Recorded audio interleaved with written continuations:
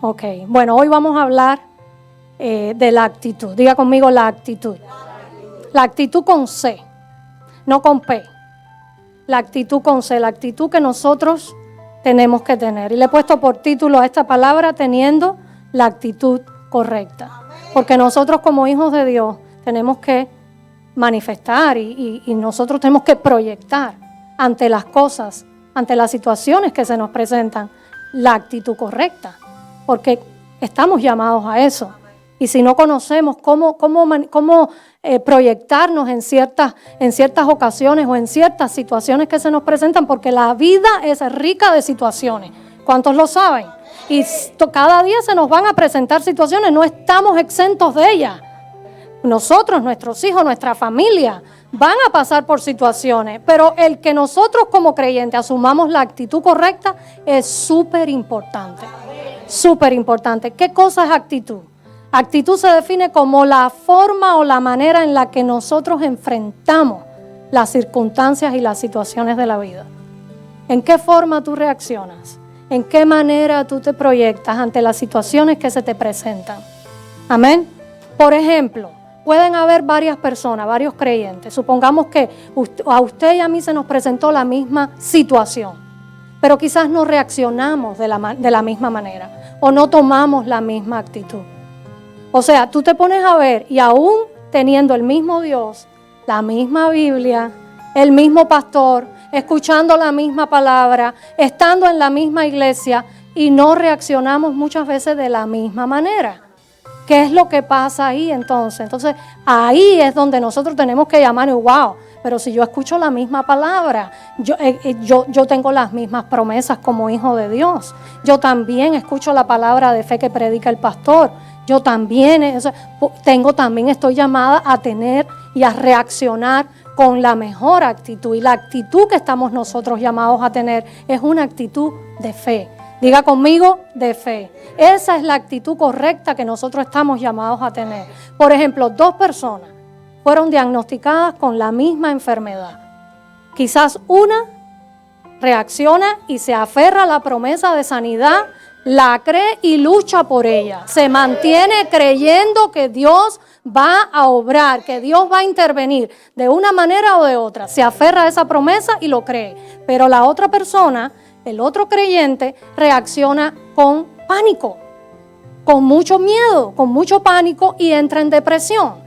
Porque quizás sí es normal como seres humanos que sintamos miedo, que sintamos temor, pero ese no puede ser el constante en nuestra vida. En algún punto la fe tiene que obrar, porque para eso Dios nos dio una medida de fe a cada uno de nosotros. Y usted tiene que aferrarse a esa fe. Entonces, ve lo que le estoy diciendo, la misma situación, 2 personas en lo mismo, con la misma palabra, todo, pero reaccionan de una manera diferente. Y es sobre eso que vamos a hablar en esta noche. Vamos a ir a la Biblia porque hay un pasaje bíblico de algo que pasó que se asemeja mucho al tema que estamos trayendo en esta noche. Y esto está en el libro de Números. Pero antes de que comencemos a leer, quiero brevemente decirles que recuerden en la parte bíblica cuando el pueblo de Israel, el pueblo de Dios, estaba esclavo en Egipto. Ellos estuvieron esclavos por 430 años. Diga conmigo, 430 años. Bastante, ¿verdad? Ellos empezaron a clamar a Dios y Dios les envió un libertador, que fue Moisés, para sacarlos de esa esclavitud. Y les dijo que le iba a entregar una tierra prometida. ¿No es cierto? Pero ¿qué pasa con esta tierra prometida? Esta tierra prometida había que conquistarla, porque estaba ocupada. Esto no es que, vamos que te voy a llevar a la tierra prometida, y los metió. No, ellos tuvieron que conquistar esa tierra. Ellos tuvieron que pelear por esa tierra. Porque hay cosas que nos van a costar, que Dios nos las va a dar, pero tenemos que pelearla. Usted tiene que pelear por su matrimonio si está casado. Usted si tiene hijos tiene que pelear por sus hijos. Por todas las cosas que Dios nos ha dado, tenemos que pelear. Y más por las bendiciones, amén. Hay cosas que Dios nos da así, pero en este caso Dios les dice que va a entrarlos a una tierra que fluía leche y miel, pero tenían que conquistarla. Esa tierra estaba habitada. Y es aquí cuando pasa lo que yo quiero, lo que yo les traigo en esta noche. Porque antes de entrar a esa tierra, Dios le habla a Moisés, que es el encargado de libertar a este pueblo y de sacar a este pueblo a entrarlo a la tierra prometida, y le dice que tenía que enviar 12 príncipes, uno de cada tribu, a esa tierra para que mirara qué cosa era lo que había ahí, quiénes eran los que vivían ahí y para que espiaran la tierra. En la Biblia es conocido como la misión de los 12 espías. Amén. Entonces vamos allá, vamos a leer sobre esto. Dice Números capítulo 13, versos del 1 al 3. Y esta es lo que le dice Dios a Moisés. Vamos a ir por partes. Dice así: y Jehová habló a Moisés diciendo: envía tú hombres que reconozcan la tierra de Canaán, la cual yo doy a los hijos de Israel.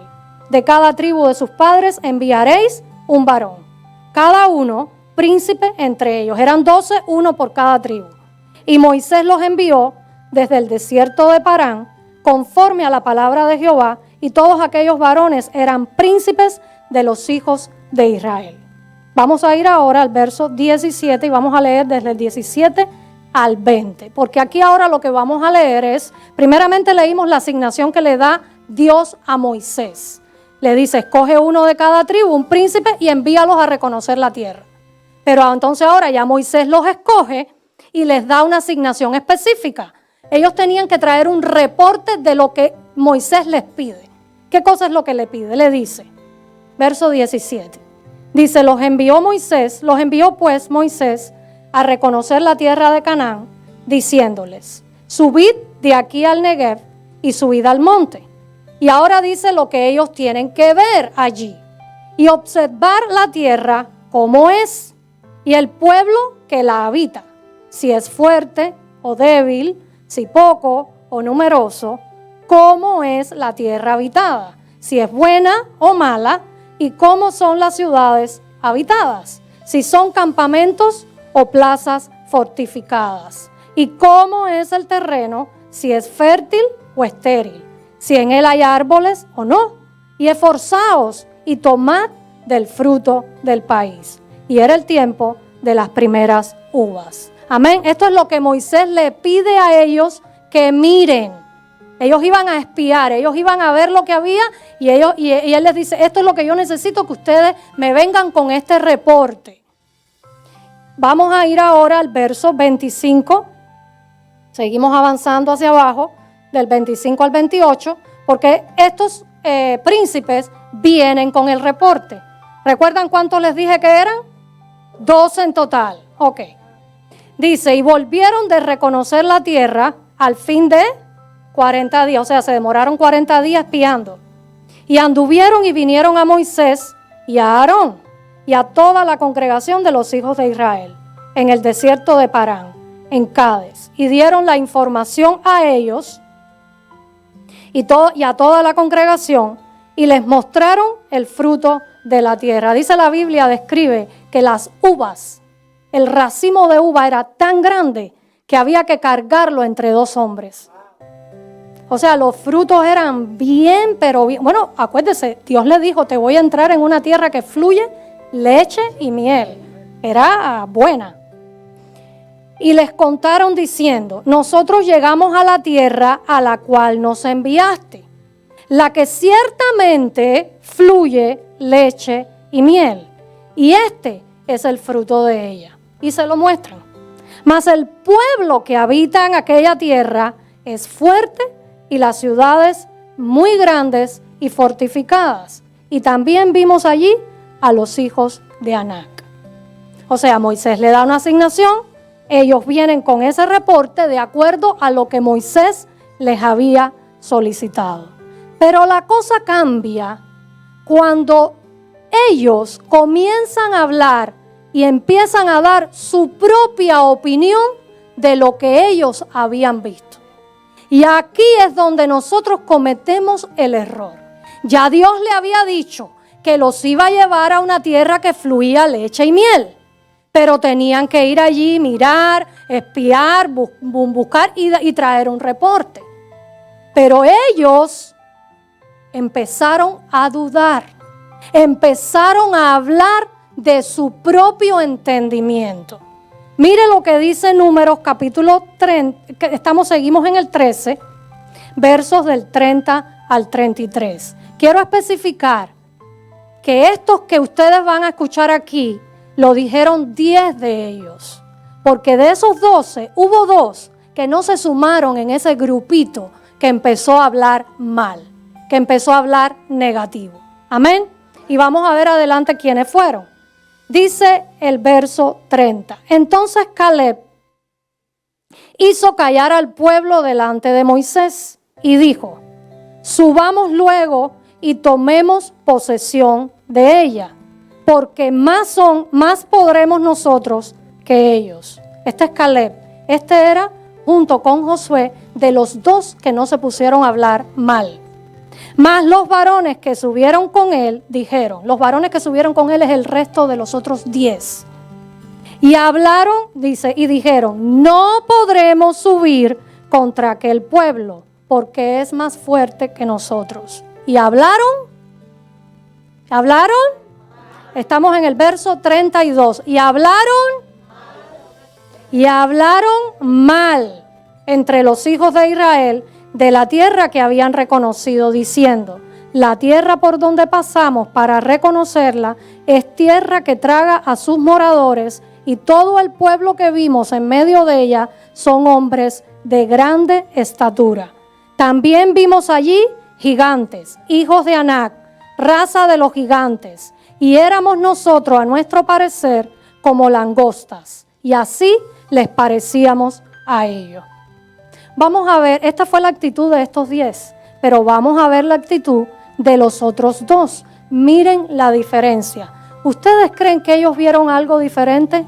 No, vieron lo mismo, pero su actitud era completamente diferente. Números 14, vamos ahora al capítulo 14, versos del 6 al 9. Y dice: y Josué, recuerden, Josué y Caleb eran los 2. Y Josué, hijo de Nun, y Caleb, hijo de Jefone, que eran de los que habían reconocido la tierra, rompieron sus vestidos. En otras palabras, se molestaron muchísimo, se enojaron.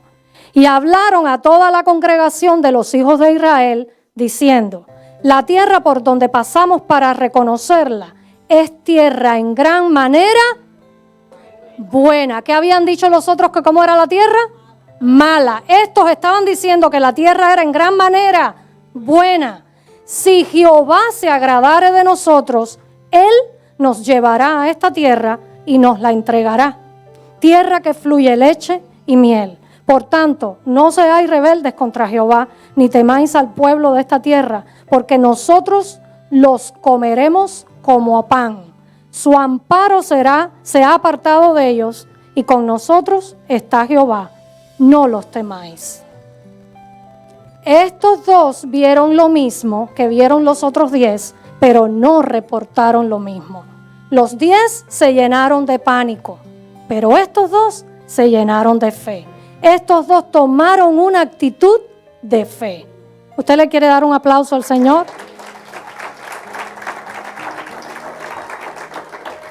Hay algo aquí súper importante.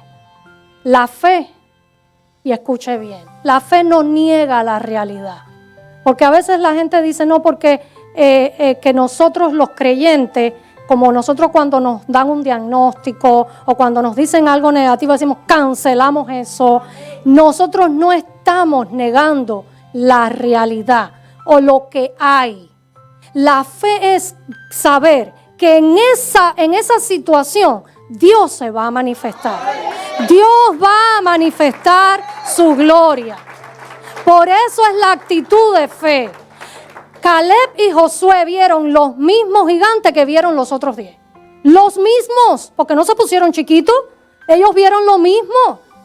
Pero ellos sabían que en esa situación Dios podía manifestarse porque Dios es poderoso. Y ellos sabían del poder de Dios. Ellos habían experimentado 40 años viviendo de milagros en ese desierto. Vieron ese mar rojo abrirse, vieron de la manera que Dios los sacó de la esclavitud. Entonces ellos tenían fe que en ese problema Dios se podía manifestar. Amén. Yo no puedo negar una realidad o una dificultad que yo esté pasando, pero mi actitud de fe me tiene que llevar a creer que en esa situación Dios va a poner su mano y va a manifestar su gloria. Y esa es la actitud que nosotros tenemos que tomar. Levanta tu mano conmigo y diga conmigo, una actitud de fe. Teniendo la actitud correcta. ¿Cuál es la actitud correcta? Una actitud de fe. Amén. Esto me recuerda cuando Jesús se paró junto a la tumba de Lázaro. ¿Recuerdan esto? Las hermanas lo interceptan por el camino, le dicen como que medio que se enojan con él porque él cuando le avisan, él no viene inmediatamente, sino que espera 4 días. Y su hermano muere. Jesús y Lázaro eran muy buenos amigos. Cuando él llega ya Lázaro llevaba 4 días enterrado en la tumba. Y dice que cuando Jesús vio eso, él se entristeció. O sea, esa era la realidad. Lázaro estaba muerto, su amigo había muerto. Pero ¿cuáles fueron sus palabras? Las palabras de él, la actitud que él tomó en esa hora fue: no te he dicho que si puedes creer, verás la gloria de Dios.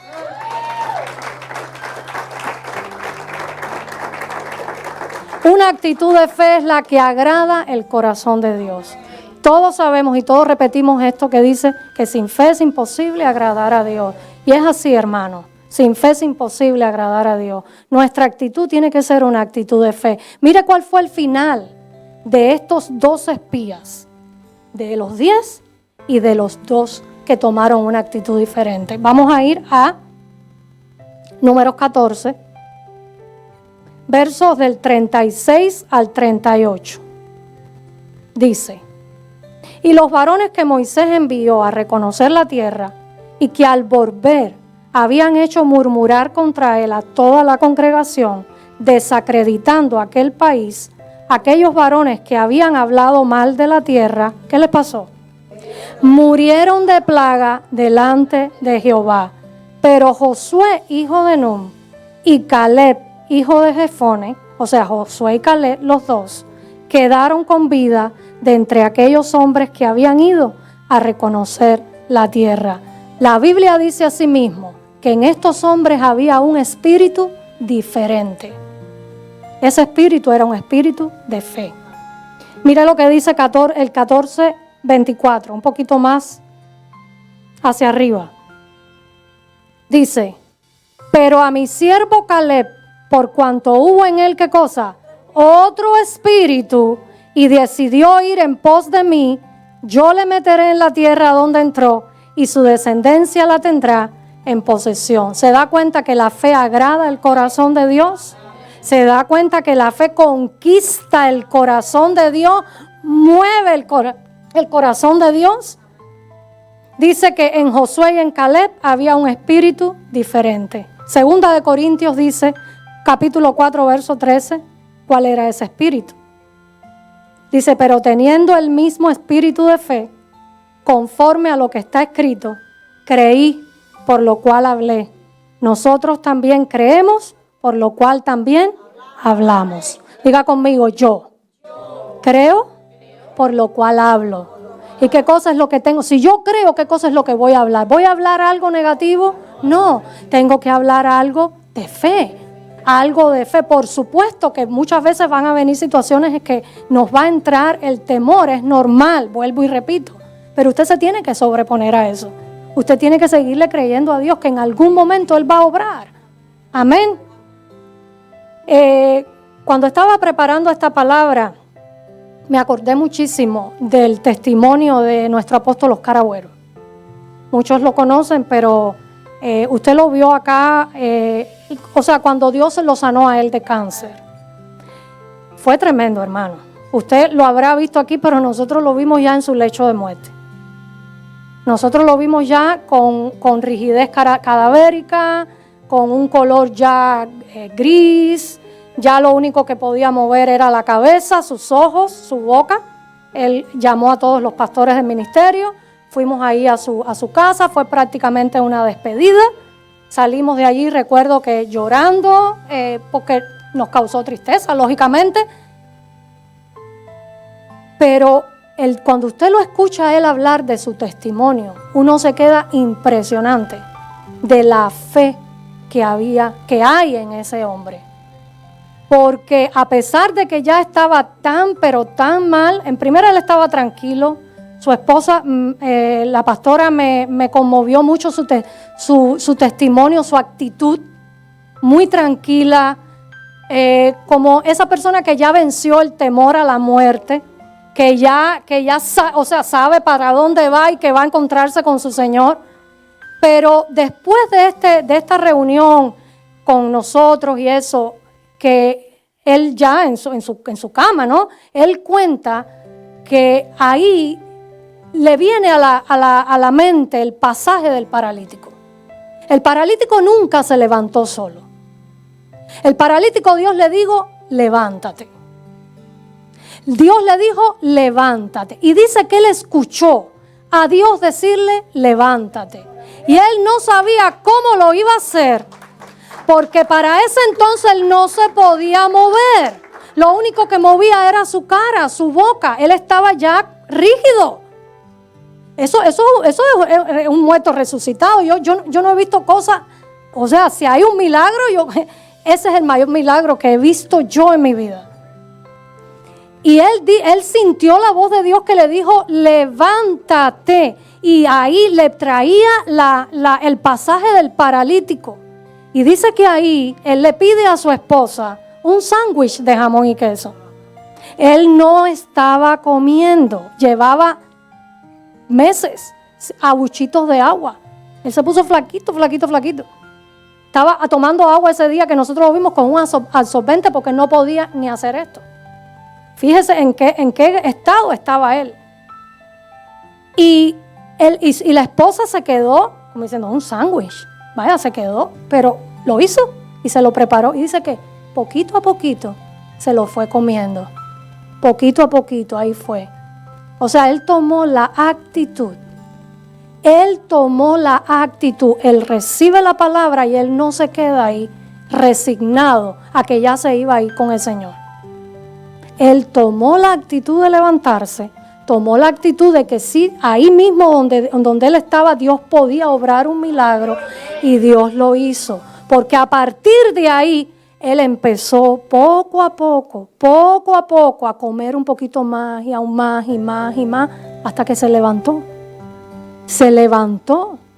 Y hoy usted lo ve, el milagro en su vida, que tal parece que no ha pasado por lo que pasó, pero nosotros sí lo vimos en la situación. Usted lo vio en sillón de ruedas, quizás acá una vez que predicando se sentó en la escalera porque ya no podía del cansancio, pero nosotros lo vimos ya casi muerto. O sea, Dios es tan grande, Dios es tan poderoso. Amén.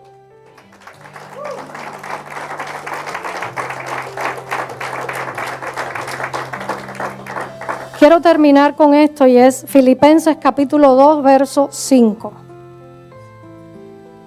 Y esto es lo que nos dice el apóstol Pablo a nosotros los creyentes, a nosotros los que formamos parte de esta nueva iglesia.